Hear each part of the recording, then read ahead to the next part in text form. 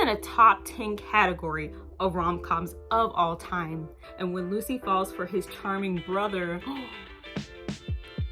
all the romance girlies are just gonna love this. So good, so heartwarming. And then the sister ends up dating him.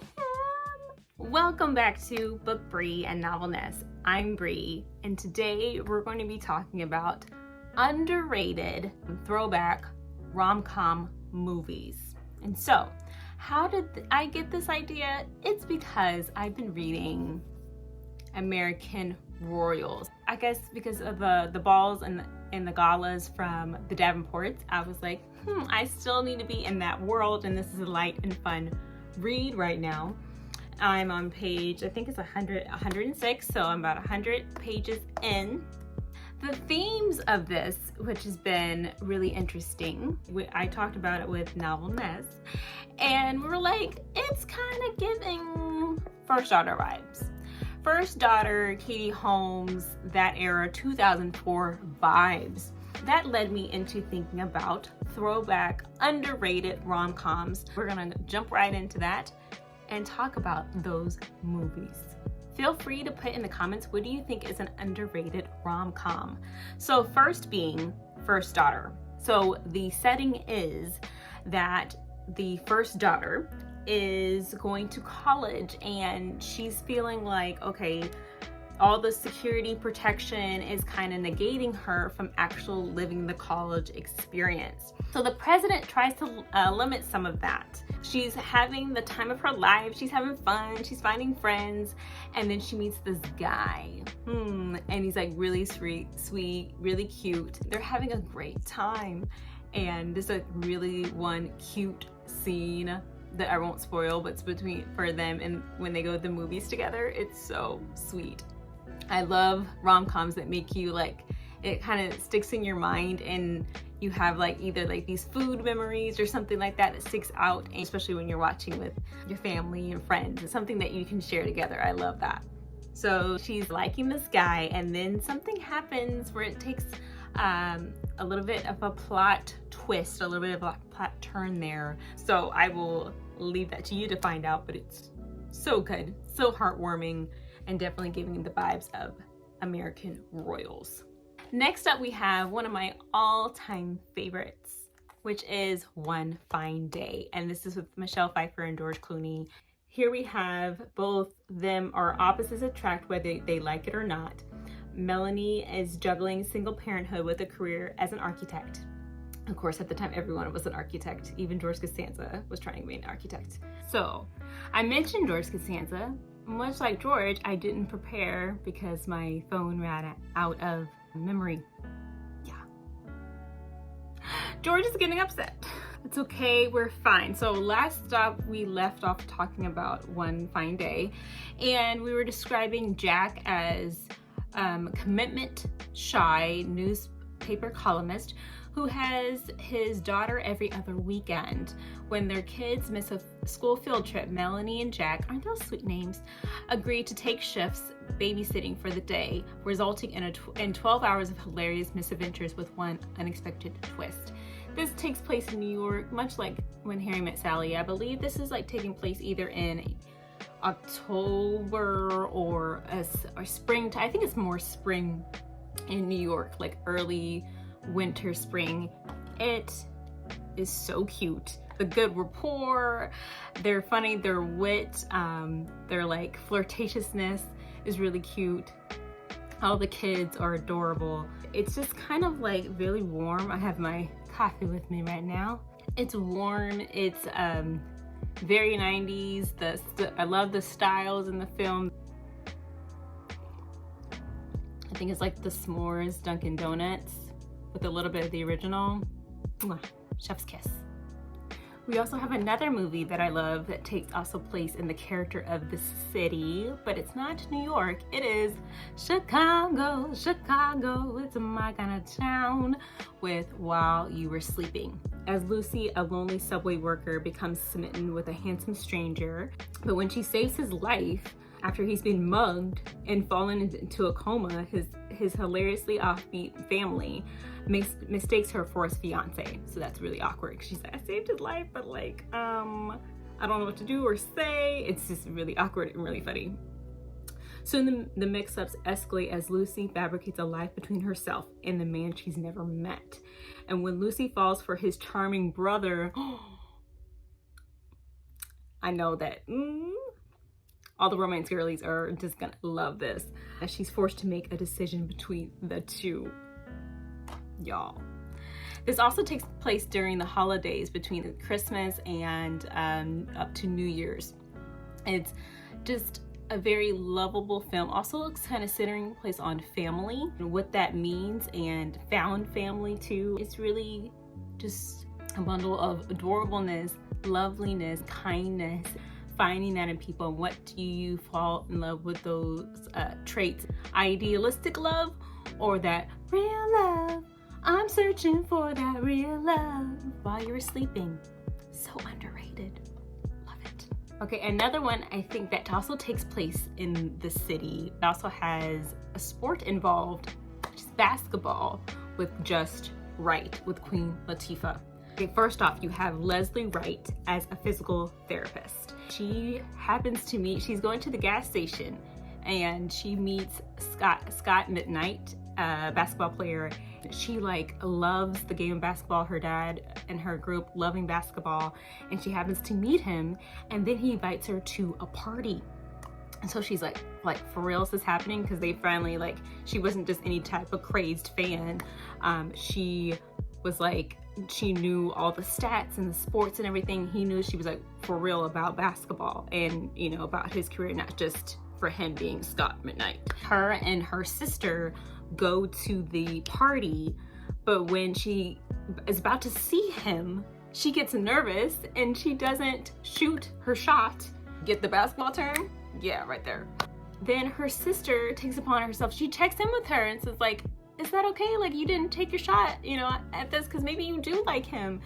And she doesn't. And then the sister ends up dating him. But plot twist, because she's a physical therapist, what they're gonna do? He gets a injury on the court. Will he play basketball again or not depends on this type of physical therapy, and he's kind of dealing with this identity crisis. I won't spoil anything, but this is one of my, like, it's in a top 10 category of rom-coms of all time. The development, like we said, about the real love, their compatibility, their love of basketball, their love of career, their passion for just life, a beautiful, sweet, unbelievably adorable story. And I will watch it forever. I will watch it all the time. It's one of my favorites.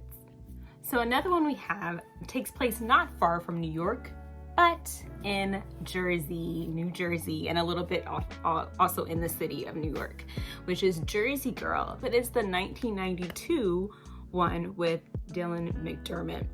We have this girl, which I forgot the main character's name, but she decides that one day, like, she's doing the same thing all the time, wearing similar outfits, hanging out the same places, dating the same guys, and she's kind of done with it. She's like, I want something fresh, I want something new.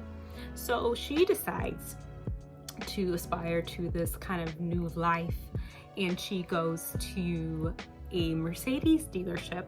And she's like, I'm gonna go find a man there because I'm going to just do something out of the norm, something different. So her friends are just like, oh, okay, well, you know, we like our routine. You go do what you wanna do, boo, not me. Okay, so she goes to the Mercedes dealership. She goes in there, she walks in, it's very awkward. It's like no one's, like, you could hear a pin drop. And she sees these like guys in suits, and they're looking at cars, and she sees one guy and she's like, oh, he's very handsome, and of course Dylan McDermott, and she's kind of like, you know what, never mind, I'm not gonna do this. The nervousness and awkwardness is getting to me, and I would do the same thing. I'm like, I'm exiting the situation right now. So she finds the nearest exit and she goes, she gets in her car, and so she's like, okay, phew, But then she goes and says, you know what? This is wild. You should never do this. We shutting this down. Please don't. Okay, but she's like, you know what? I want to put myself out there. So she follows him, the guy that she found that was really cute. During that follow, they get in a fender bender with his new Mercedes. Or like, I think the Mercedes, either he was trying to get a Mercedes or get it repaired, something like that. Now the plot unfolds of her trying to pay him back, and there are two lives that they lead, deciding, are you proud of who you are? Do you feel ashamed of that? Or do you feel unapologetic about it? Not having to hide behind anything just to make someone like you. Novel Ness loves this film. She's like, it's just a rom-com, like, iconic. It's a rom-com iconic. That's what it is. Okay, the last two here are going to be honorable mentions. Now, these are not throwback as much, like they've happened in the past, but the more recent throwbacks, which would be +1 and Mr. Malcolm's List. Since, you know, we're still loving all things Bridgerton, Queen Charlotte-ness. The premise of Mr. Malcolm's List is there's this prominent Mr. Darcy figure, because he's the most eligible bachelor at the time.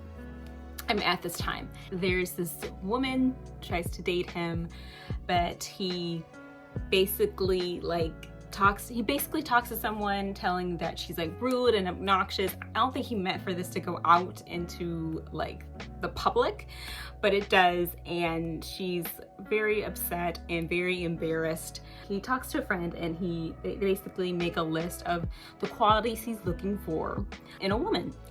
The woman that was sadly embarrassed in front of the public gets a hold of this list somehow.